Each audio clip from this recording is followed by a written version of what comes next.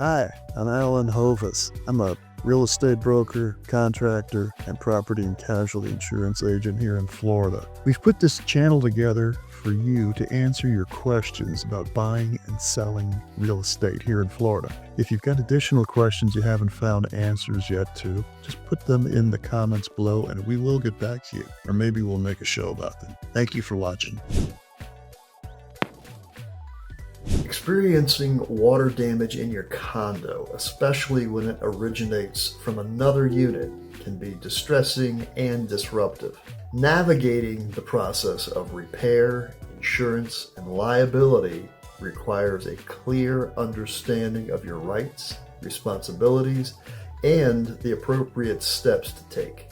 Unfortunately, this happens all too often in condominium buildings, and year after year, it is the claim most often seen by carriers for condo interior policies. So you wake up to water in your unit, or you get the call from the manager. Now what? Well, if the water and damage is significant, the first thing to do is arrange for a remediation company to come out, remove the water, and start the drying out process. Hire a licensed and insured professional with industrial equipment. Quick and thorough remediation reduces the risk of mold. Reputable companies can also help document damages with photos for your insurance company to streamline the process. Check their contract carefully. This is extremely important.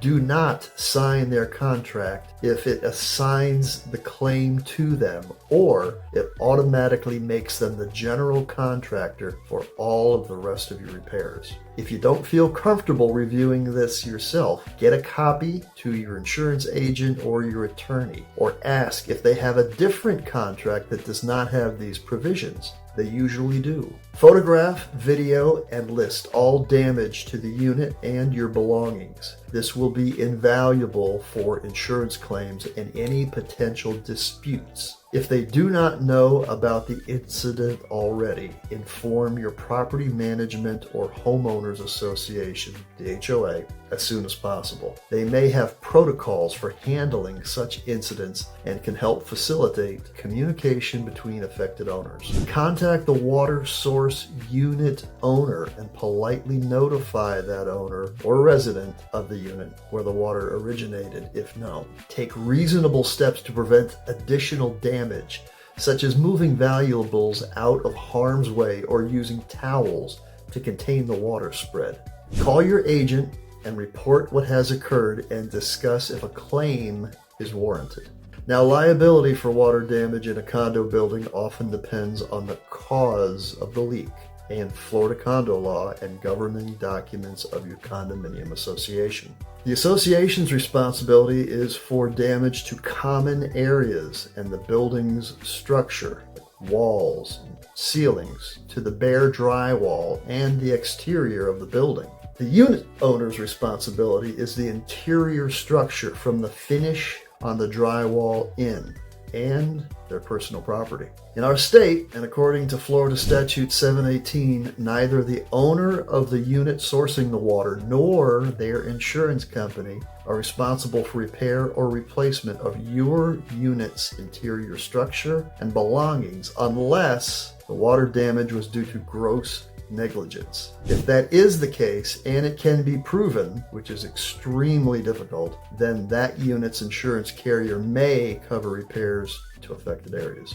Examples of gross negligence would be turning on the water in the bathtub and leaving the room, forgetting to turn it back off, ignoring a plumbing leak or leaking appliance or fitting that was known to you, tampering with the plumbing if you're not a licensed plumber. Now, if disagreements arise between the sourcing unit's owner and the affected unit's owners, review your condo association's dispute resolution process. Consult your insurance agent or carrier for guidance, and if necessary, contact the association's house attorney. If needed, get a second legal opinion. And remember, if there is a dispute between Florida law and the condo association's documents, Florida law should always prevail. So how can these disasters be prevented in the first place? Well, if you live in a multi-story condo building, explore with the association installing a water mitigation system. These shut off the water supply if they detect a leak